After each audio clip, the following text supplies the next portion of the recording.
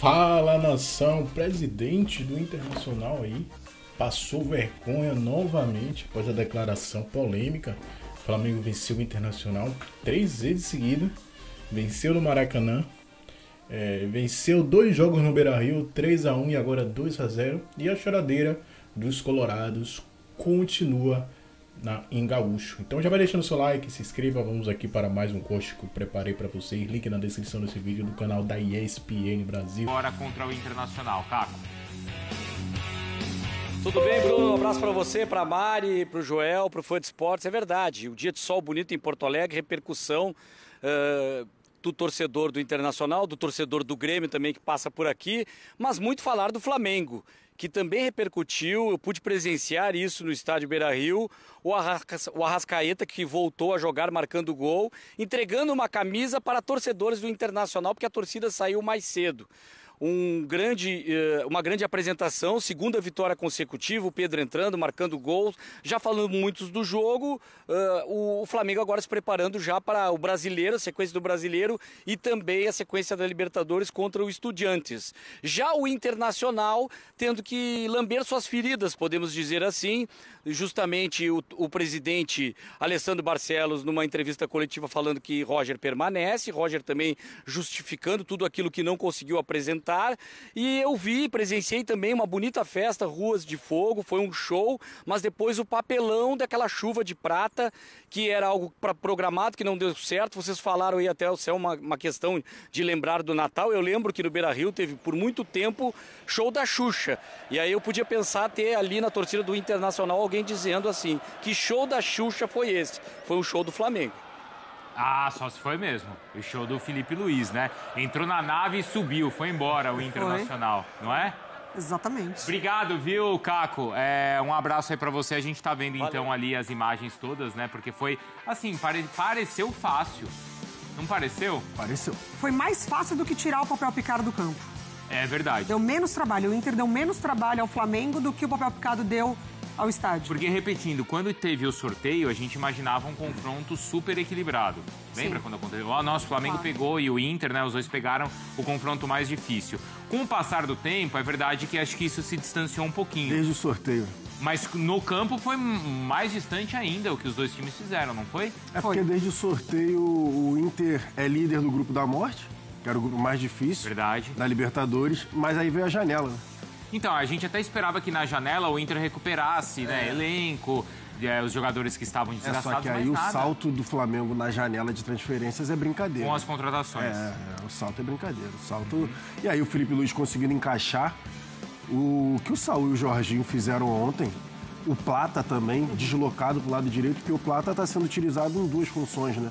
Na verdade, em várias, mas principalmente como centroavante, quando ele precisa de alguém mais móvel, e também como ponta-direita para descansar. Ontem, no caso, ele descansou o Luiz Araújo, que vem sendo titular da função.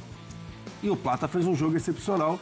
Saúl e Jorginho novamente, né, como dupla de volantes. Cara, eu não tenho nem muito o que falar, porque eles botaram o jogo no bolso.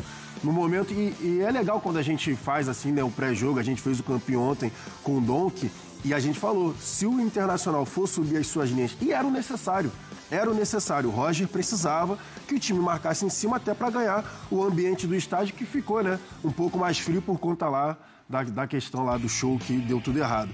Mas enfim, precisava subir as linhas, e no momento que o Inter subiu, Saúl e o Jorginho começaram a bater bola. Era só não estar mais comigo, só 2 toques, pá, e o meio-campo do Internacional ficou perdido. O Inter ele foi sentindo ao longo do jogo, muito concentrado nessa intermediária. Do perde-recupera, para os dois lados. Eu acho que teve esse momento, sim, do Internacional. Mas aí, na primeira chegada do Flamengo, que depois a gente tem até uma análise, né, num lance ali que passa pelo Plata, o Flamengo consegue circular essa bola para os dois lados, o Inter já mostra ali que defensivamente ele estava perdido. Porque o Flamengo saiu muito rápido, o primeiro espaço que ele encontrou, ele já estava na área do Internacional com uma chance muito clara de gol. E aí, a partir dali, acabou tudo para o Internacional. O gol acontece logo no próximo minuto, e aí as coisas foram se desenhando de um Flamengo muito confortável em campo. Muito confortável. Não foi um jogo que, obviamente, gera desgaste emocional, físico, isso é claro. Mas o Flamengo não precisou se matar. O Flamengo não precisou terminar o jogo com aquela imagem dos jogadores com cãibra. Comemorando o Flamengo o final, estava confortável jogando o seu futebol. Ô Mário, o Flamengo agora ele tá do lado argentino da chave. Sim. Né? Ele vai enfrentar o Estudiantes. Ele do mesmo lado da chave tem uma fase de quartas de final com o Vélez contra o Racing. Boa. O Flamengo é melhor que esses outros 3 times? De longe. O Racing eu acho que dá mais jogo. Por ser copeiro? Pelo que a gente tem visto do Racing, né? Contra times brasileiros também, muito forte. Também. O esquema ali de trocação mesmo, né? Agora contra os outros, o Estudiantes ontem fez um jogo muito fraco. Muito fraco. Mas a gente tem, então, o Flamengo tem um caminho acessível, para não dizer aberto, desse lado da chave, Jair. Tem. E até essa responsabilidade também. É a realidade. A responsabilidade da janela que foi feita, do investimento que foi feito. O Flamengo é mais time. E só que a questão do Racing é tomar... Eu tô falando já, né? Projetando. Se passar, né? Passando, né? Do Estudiante. A questão do Racing, que também, se passar, tem a questão que é interessante da mudança de esquema tático. Mas, enfim, o Flamengo tem a responsabilidade, sim, do lado da chave. Tem que falar a verdade aqui. A gente vê, então, justamente o próximo adversário do Flamengo, que é o Estudiantes, e a Mari Pereira falava, então, dessa classificação. É um time também tradicional, claro, tem ambiente, tem uma camisa pesada, mas foi uma classificação garantida até na primeira partida, né, Mari? Conquistada lá no Paraguai, a vantagem por 1-0 lá. Exatamente, a gente estava falando, abriu o programa dando parabéns pro Eugênio, ele estava fazendo esse jogo junto com a Elaine Trevisan, e foi um jogo muito fraco das duas equipes, assim... um total de finalizações de 17, mas aquele jogo arrastado que, pro lado do Estudiantes, talvez ali esse conforto do 1-0 na ida como visitante, mas o Cerro também não demonstrou nenhum ímpeto para tentar correr atrás do resultado. Foram 3 finalizações no gol, no jogo. Baixíssimo. Foi um jogo ruim, essa que é a verdade. Foi um jogo ruim, um jogo que as equipes batalharam ali basicamente no meio campo, pouquíssimas oportunidades, mas o Estudiantes tinha feito o resultado fora de casa e ficou um pouco mais tranquilo. Não foi aquele jogo, por exemplo, do Cerro, de sair, né? Por exemplo, que a gente vai ver na Católica. A Católica contra o Alianza Lima. A Católica tentando mesmo, porque já tinha perdido o primeiro jogo, tentando ir pra cima para conseguir a virada. Então, foi um jogo fraco, Estudiantes classificado. Até porque a gente lembra que a ida, o gol do Estudiantes sai no minuto 92, de pênalti. Bem lembrado, Mário. Bem lembrado. No finalzinho. Bom, no caminho, então, rubro-negros, os números do Estudiantes nessa temporada. 33 jogos, olha aí, só 50% de aproveitamento, 40 gols marcados, 36 gols sofridos. Então, a média aí um pouquinho superior a 1 gol sofrido por jogo. Esse vai ser o próximo adversário do Flamengo. Hoje tem mais e muito mais, porque às 9... Da Libertadores da América, perdeu para o Flamengo mais uma vez, por 2-0 na noite desta quarta-feira no estádio Beira-Rio, num jogo em que a equipe carioca teve muita naturalidade. Um Flamengo de Felipe Luiz muito à vontade no gramado do estádio Beira-Rio para construir uma vantagem fácil. 2-0, o Flamengo nem precisou se esforçar muito. O técnico Roger Machado cometeu um grave erro nesta partida, uma barbeiragem do treinador do Inter. E observem, em 180 minutos dos 2 jogos contra o Flamengo, o Internacional criou 2 únicas chances de gol. Uma delas com Bernabé, aos 51 minutos do primeiro jogo, semana passada no Maracanã, e agora também no segundo tempo com um Borré um tanto atrabalhado com as 2 coxas colocando a bola na trave. O Inter foi uma presa muito fácil, é verdade, que diante do timaço do Flamengo. Neste vídeo a história de Inter 0 e 3 derrotas. Depois de perder para o Flamengo no domingo, também no Beira-Rio, mas pelo Campeonato Brasileiro por 3-1, Roger justificou na entrevista coletiva que preservou os titulares porque queria, nesta quarta-feira, no compromisso decisivo pela Libertadores, um time descansado. E perdeu com o seu time descansado. Aliás, o jogo começou com um atraso de 21 minutos por algo inexplicável. Uma chuva de papel branco, um papel até que parecia meio prateado, talvez efeito da eliminação do Beira-Rio, impressionante.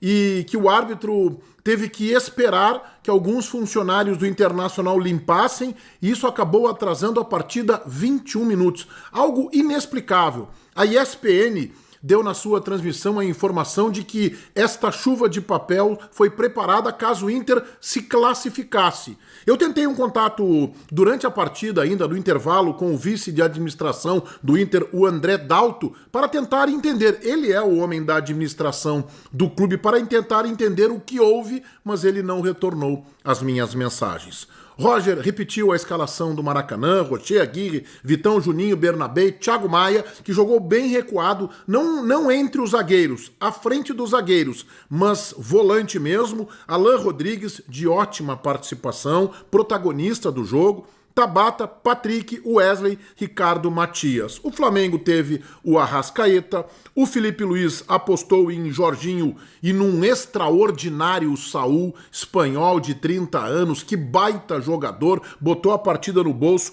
E no ataque, Plata em cima do Bernabé, Bruno Henrique como centroavante e Samuel Lino na frente. O jogo começa, o Internacional com marcação alta, o Internacional um tanto elétrico na partida, mas não estava um time desorganizado, estava tentando marcar a saída de bola do Flamengo. Isso durou ali questão de 10, 12 minutos, o Inter querendo ser protagonista, mas a partir do minuto 20, o Flamengo se encontrou em campo e tomou conta do jogo. E aí foi um domínio que não se traduziu em muitas oportunidades de gol, mas o Flamengo já no primeiro tempo foi superior ao Internacional. O Inter parecia, aos poucos, sentir que não conseguiria competir com a equipe carioca.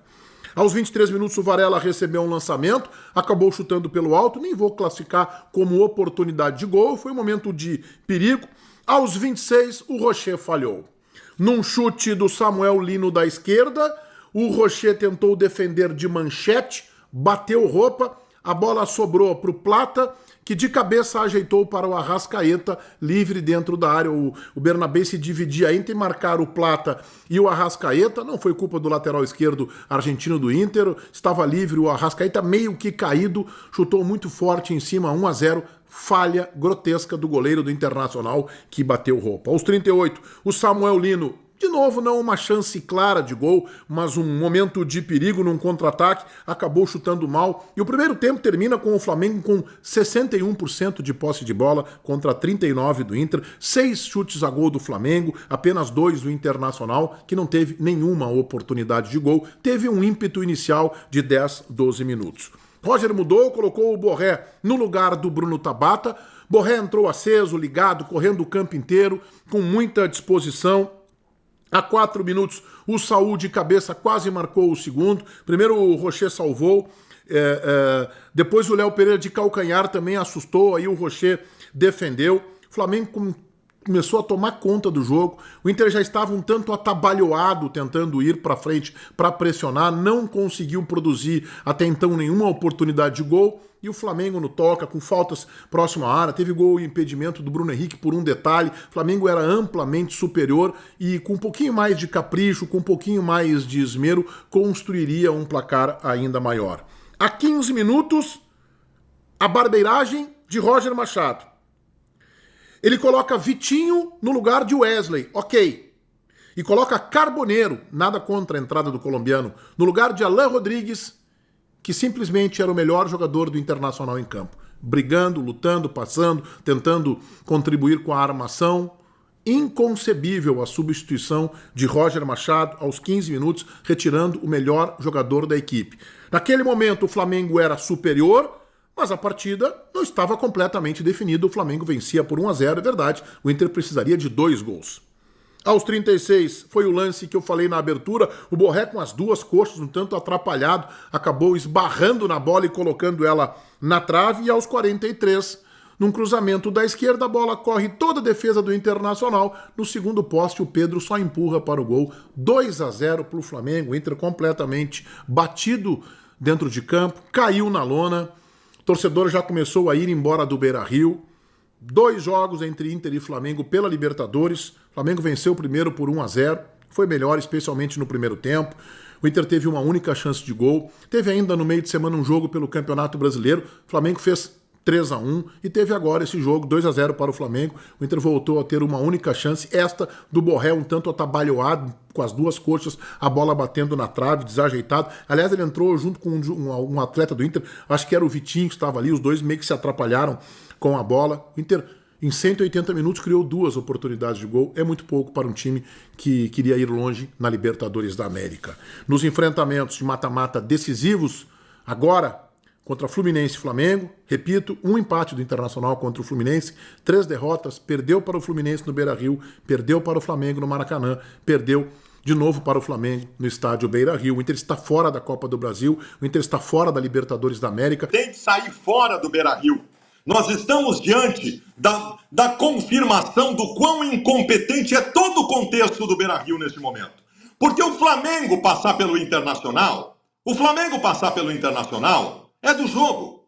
É do jogo. O problema é entender o que aconteceu nos confrontos contra o Flamengo. Pois vejam, analisem comigo. Lá no Maracanã, estratégia covarde do Internacional. O Roger, na coletiva lá no Maracanã, deu parabéns para os jogadores do Internacional pela derrota, porque está no DNA do Inter. Está no DNA do Internacional. Aí o Roger bota um time reserva contra o Flamengo no final de semana para descansar os guerreiros.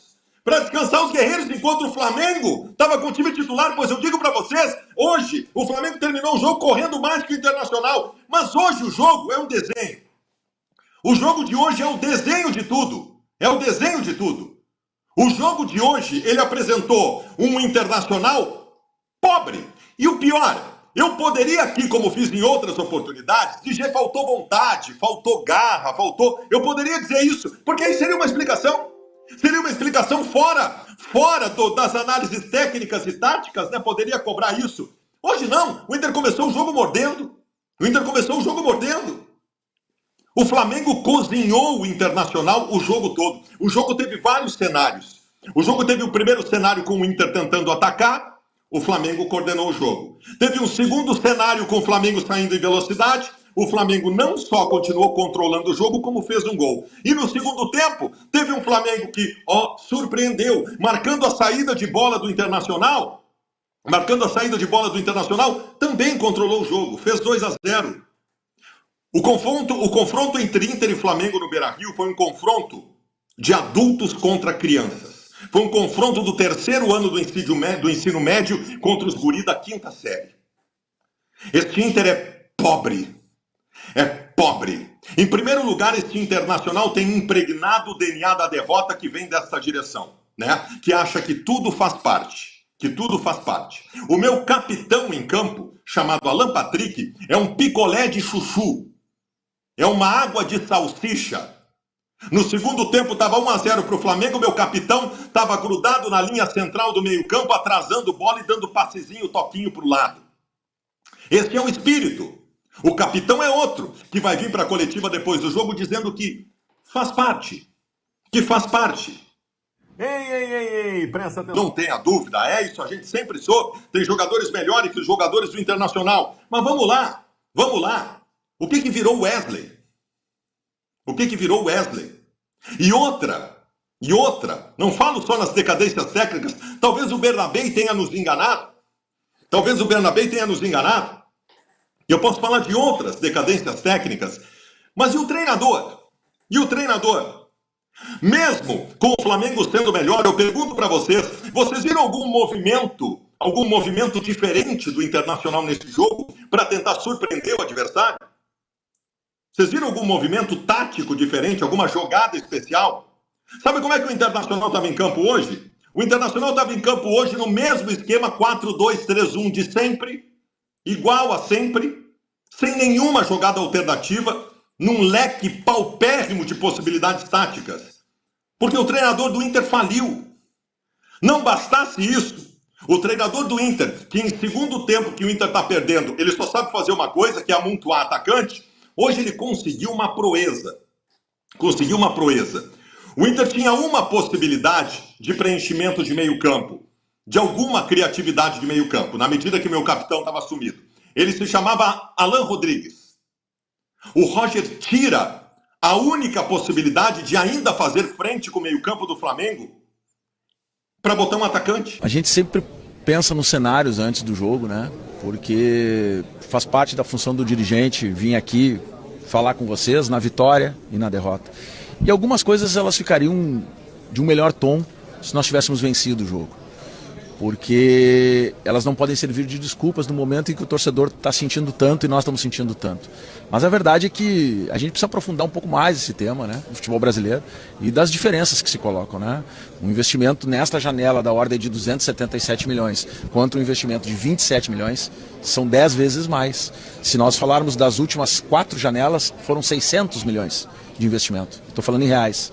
Então, isto é um elemento que é novo no futebol brasileiro e nós precisamos entender e trabalhar com ele. É ruim falar isso nesse momento porque isso não justifica um momento que a gente vem passando de dificuldades dentro de campo, não só nesses 2 jogos contra o Flamengo ou se considerar o terceiro pelo Brasileiro.